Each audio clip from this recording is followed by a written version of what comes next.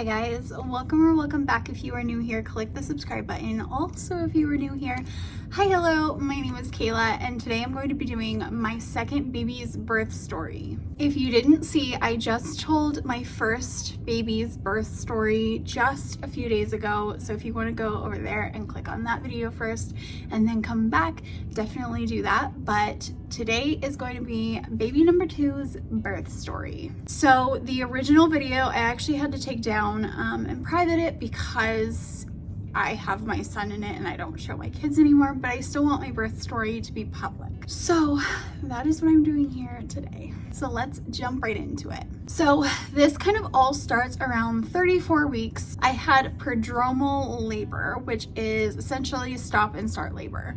So my labor started around 34 weeks, and I would have contractions for an hour, they would go away for an hour. And I would have contractions for an hour, they would go away for an hour. And this went on almost every single day from the day I turned 34 weeks. I was having prodromal labor ever since 34 weeks. It was extremely exhausting. I was up on my water intake, so I know that that had like nothing to do with it. I actually, the very first time that it happened, I almost had to go to the hospital. I was like, if I have one more contraction, we are going to the hospital. And I did not have another contraction. So I think that kind of like scared my body and was like, no, I'm just kidding. Just pulling a prank on you. But it was not a funny prank. But ever since 34 weeks to 38 weeks, I had contractions every single day. And it was extremely exhausting. So fast forward to 37 weeks and 6 days. I was like, since I had my baby at 37 weeks, my first baby at 37 weeks and 6 days, I guarantee I'm gonna go earlier than that because that's usually what happens, right? Wrong. I made it to 38 weeks, and that had been my longest pregnancy, and it still is my longest pregnancy. Absolutely insane. But I made it to 38 weeks, and I was livid. Let me tell you, my first birth, I did not have a single contraction for weeks. And then all of a sudden I went into labor before 38 weeks. And now I'm sitting here 38 weeks, 4 weeks of contractions, and I was livid. I didn't even film a 38-week pregnancy update because I was just so mad that I was 38 weeks. I don't think you can like really truly grasp what that's like if you've never really been in that situation. If my first pregnancy had gone longer than 38 weeks, I don't think I would have been so mad, but my first pregnancy didn't. So anyway, now on to the whole birth story. I know that was kind of like a long tangent, but I was 38 weeks and 2 days pregnant. And this entire day, I started having very regular contractions, and to the point where like I would have to stop and like, this is a real contraction, kind of like work my way through them. And my daughter was very clingy that entire day. And it's so crazy how much children can like know what is going on. She knew something was happening, and she would not let me go that entire day, which like I was not mad about. I look back on that day and like I love that day so much because that was the day of just her and I. Like that was just her and I, and we had that entire day to just sit down and watch movies, and it felt really good. But that entire day I would have contractions 10 minutes apart the entire day. I tried getting them closer together. They would not get closer together until that night around, I want to say it was like 10 o'clock at night. My husband was going to bed and I started having more and regular contractions. So I actually started timing them. At this point, my husband had fell asleep. He knew that I was having contractions, but he was like, well, you know, you've been having contractions for the last 4 weeks. Do we really think that it's it? So he fell asleep and I started timing my contractions. And very, very, very quickly, they turned into something that was regular. So it was around 12:30. I started getting ready and I was like, this is definitely the real deal. Like, these haven't let up for hours. They're getting closer together. I have to stop and moan my way through them. I have to breathe my way through them.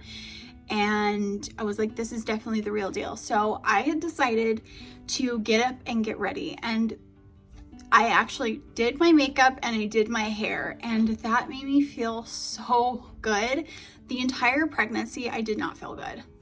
I did not feel like myself. I felt horrible the entire pregnancy. So it was around 1:30. I actually believe it was about 1:20. I decided to wake my husband up and I was like, we gotta go. I'm having very regular contractions. They are now 5 minutes apart and we gotta go. So at my last prenatal visit, I believe I was 4 centimeters. I was 4 centimeters dilated at my last appointment. So I know that all of those contractions were definitely doing something to my cervix. But anyway, we head to the hospital. It's about 10 minutes away. We had actually brought our daughter at this point because I had such false labor. You're just gonna hear my kids in the background. But since I had such false labor for 4 weeks at that point, we were like, let's just take her just in case it's not the real thing. We don't have to wake up our in-laws, well, my in-laws, and we can just like go from there and see what's gonna go on. This was before the whole COVID thing. Actually, this was a month before, so there's that. But we arrived at the hospital at 1:30 in the morning. I had to wake my daughter up. I felt so bad. I had to wake her up in the middle of the night to take her to the hospital, but she didn't mind. She had slept for a little bit and she was like all rambunctious. But anyway, so we got to the hospital at 1:30 in the morning. This was on February 2nd. They got me in there, and since it wasn't my first baby, they were like, let's check you immediately. They checked me and it was 4.5 centimeters dilated. A little bit goes by and my husband decides to take our daughter to my in-laws and just drop her off and say like, here she is for the night. We had everything that she needed and everything like that. So we were able to just take her over there and drop her off. And she decided to not sleep that entire night, which, sorry. Immediately once I got in there, they had hooked me up to the monitors and everything. They just wanted to check my contractions. My contractions were very regular. I believe at this time they were about 4 minutes apart. At 3:05, they decided to check me again. It had been an hour and a half at that point, and I knew I wanted to get the epidural and everything, so we were just kind of waiting for my cervix to change in order for me to get the epidural. I was still about 4.5 centimeters, but she said I was a little bit looser. So they decided to call my doctor and see what they wanted to do with me, whether to send me home or whether to keep me and just kind of monitor me and see how fast I dilate. At 3:30, they took me off the monitors. They had told me that my doctor wanted to keep me for just a little bit longer. This was also the doctor that delivered my first baby. I have like such a great relationship with her. Like, she was an amazing midwife. I adore her so much, and I'm so sad that she's not at the practice anymore.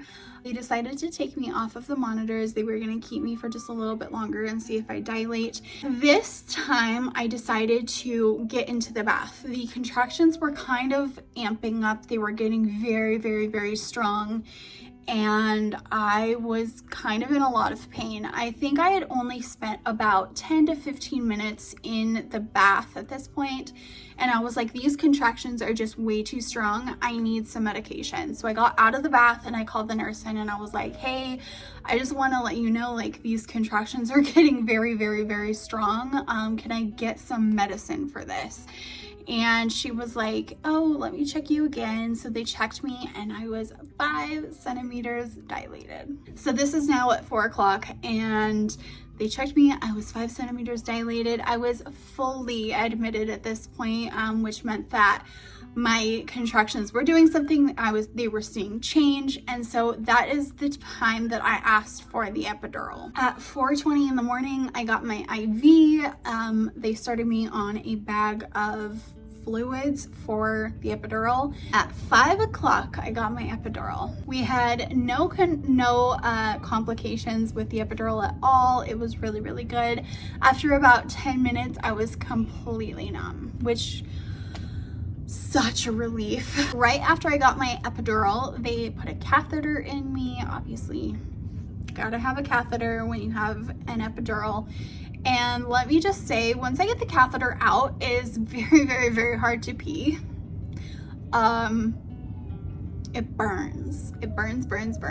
But also at 5:15, when I got my catheter, they had checked me again, and I was about 6.5 to 7 centimeters dilated. At 5:40, I started feeling very, very nauseous from the epidural and the labor and all of that. I called the nurse in and I was like, I'm feeling very nauseous, and I was hoping that she would like give me something for it. She was like, do you want a bag for this? And I was like, I don't think I'm gonna throw up. I'm just like very, very nauseous. That's also one thing during all of my pregnancies and birth is I've never thrown up. So yay me, but the nausea is horrible. I had actually declined the little bag that you can like throw up in. I was like, I don't think I'm gonna throw up. Like I wanted something like anti-nausea med, and they were like, oh, we can't do that. So I was like, okay. So at 6 o'clock, they started turning me over to my side and like flip-flopping me. They could not get the monitors to show my contractions. And this is kind of where everything goes really weird for my birth. It was really, really, really weird. So the monitors were not showing my contractions, and they didn't know why. They were like trying to make them on the monitor. They were moving the monitor. They were moving these from side to side. They could not get my contractions on the monitors at all. So they just kind of had to guess. And because I had the epidural at this point, I have no idea if I was actually still contracting. It was kind of weird how it all happened, and I will kind of go into that in just a minute. But yeah, it was definitely weird. So 7:35 in the morning rolls around, and this is actually around the time that I thought that I would be giving birth. But because my contractions kind of stalled a little bit, they have no idea why. They don't know if I was even having contractions at this point, which is so strange. But they decided to check me, and the nurse said that she could stretch me to a 9. But I don't think that's right, because the next nurse that came in said that I was an 8. So we're gonna go with being an 8.5. At 8 o'clock, I started feeling very itchy, and that is actually very common with the epidural as well. I did not feel itchy in my first labor and birth, but it is actually really, really common that you can feel itchiness from the epidural. At 9 o'clock, they decided to check me again, and I was still 8 centimeters dilated. At 9 o'clock, they decided to just break my water and see if that helps, maybe make him descend and make me dilate faster, more efficiently, because at this point it had been over 2 hours of me stuck at 8 centimeters dilated, which was very, very, very frustrating. I was like, why isn't my body just doing it? And in fact, at this point, I actually broke down, because I was like, what is going on? Like, my body has done this before. Like, why? It just felt like my body was failing me one last time in this pregnancy. My body had failed me multiple times in that entire pregnancy, and it was very, very hard mentally to like grasp that my body was failing me multiple times, and then obviously to go through birth and everything and have it happen again was very, very, very discouraging. Like, why is my body not doing what it's meant to do? So from 9 o'clock to 10:20, I just sat in the bed, and at 10:20, my midwife comes in, and she was like, I think we should start you on some Pitocin. She checked me again and I was still 8 centimeters dilated. So also at this point, they weren't able to still get my contractions on the monitor. So they don't even know if I was having contractions that entire time. They don't know what happened. I don't know what happened. I just stalled at 8 centimeters dilated, and it was so extremely frustrating. So she said, you know, you might have to go to a 2 on Pitocin, maybe a 4 on Pitocin, but we'll just see what happens. And I gave my consent. I was like, yeah, let's do this. My body's not doing what it needs to do. You know, at this point, I had been stalled for hours at 8 centimeters and they weren't able to get my contractions. So we decided to start Pitocin. If I had gone unmedicated, that would not have been my decision to go to have Pitocin. But since I did have an epidural, I was like, whatever. At 10:30, I felt the coolest thing. It wasn't just pressure. I actually felt the fetal ejection reflex, which is the coolest experience ever. I actually felt my body pushing, and it actually concerned me because I still had the epidural, and I was like, am I pushing? Like, am I pushing, or is my body pushing? And I called the nurse in and I was like, I think I'm pushing. And she comes and she's like, oh no, you're still not fully dilated. And I was like, oh, well, I was literally just pushing, like. And she was like, oh yeah, that's the fetal ejection reflex. You can feel that. And so he definitely descended from that point. She said I was still 8 centimeters, but lower. So that pushing was definitely my body doing the work. At about 10:48, my doctor comes in and she was like, let's have a baby. She was like, I can do this thing that's called manual dilation, where you can push and I can just kind of move your cervix out of the way. And I had said, yes, let's try that. Let's do that. And so I started pushing at 10:50 in the morning, and I had a very hard time pushing because my epidural at this point was completely worn off. When I tell you I felt the ring of fire, I felt the ring of fire. And if you don't know what the ring of fire is, it is when your baby's head is crowning, and it's literally a ring of fire. So after about 1 contraction, we got the rest of my cervix out of the way, and it was time to fully push out the baby at that point. After 5 minutes of pushing, my baby was out. He was born at 10:55 a.m. and he weighed 6 pounds 13 ounces. And 20.5 inches long. He is definitely my longest baby. Had the cord wrapped around his neck, so they just like, it's actually very common for babies to have a cord wrapped around their neck, and it's not a concern. I had no idea about this at all when it was happening in the moment, and she was like, oh, there's a nuchal, and which I knew that meant the cord was around the neck. She just like pulled it off and it was perfectly fine. This is actually kind of the part that I don't like as much. The nurse had placed a blanket over my chest, which, okay, you're wanting to wipe off the baby, okay. But the thing is, I didn't get immediate skin to skin contact. And that's what I had in my birth plan. And that's actually what they do at this hospital. Like, that's policy. That's what they did with my first baby at this hospital, was immediate skin to skin, like skin to skin, not skin to blanket to skin. And I didn't get immediate skin to skin for about 10 to 15 minutes after he was born. I actually tried placing him, like on my skin, and the nurse had moved the blanket and put a new one underneath him, and I was like, no, that's not what I want. Because at this time I was in a daze. I was in the full-blown birth daze that they talk about. He actually had bruising on his face from how fast he came out as well. The bruising was horrible. Like, his entire face was black and blue, and from how fast he came out, and it made me feel so horrible because I'm like, I am so sorry, buddy. But it was crazy how fast babies heal.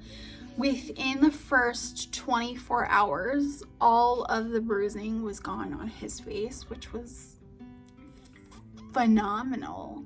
Also, we didn't know this at the time, but when we were checked, I believe he was checked at 5 days old at the pediatrician, and he was like, oh, he broke his clavicle. My baby had broken his clavicle from coming out as well. So yeah, that was fabulous. We actually never had like a follow-up for it, so I mean, he's almost 3 now, so there's that. He actually didn't cry when he came out, and they were actually very, very concerned about that. His tones weren't looking good. He wasn't pinking up, so they actually had to take him away almost immediately to get him to cry. And actually, he didn't cry. They had put like a little suction thing on his face and like sucked some stuff out of his lungs. And then about 5 minutes later, they brought him over to me and did skin to skin, and that was amazing. But to this day, he's still not a huge crier, and his entire baby years, like, he never cried. That kid, it was so chill. Why? I'm filming for YouTube, Jesus. So when they sat me up, I actually had a little bit more bleeding than they had wanted to see. So they gave me a little bit of Pitocin through my IV, and the bleeding had stopped. They did not give me a fundal massage. Every few hours, like every half hour, I want to say, they would come in and just like press on my uterus, but they didn't do like a full fundal massage like I had in my 3rd delivery. So I did hemorrhage just a little bit. It wasn't full-blown hemorrhage though, like it was with my 3rd baby. I also got him to latch immediately, and that was really, really nice. Also, that that night we were in the maternity ward, and we had our daughter come and meet him. That was literally the best thing ever. Like, I love that video so much. Obviously I can't show that anymore, but meeting him was like such a slap of reality.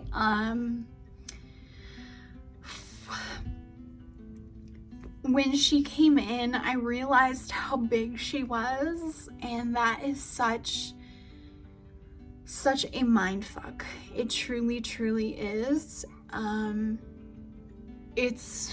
It's crazy, and it's sad, and it's bittersweet, and like it was just everything I've ever wanted. And so that is the birth of my rainbow baby. Crazy that it's almost been 3 years since that day, and he's almost 3 years old. I can't believe it. It's gone so fast. It's gone so fast. So anyway, I hope you guys enjoyed this video, and I will talk to you in the next one. Bye, guys.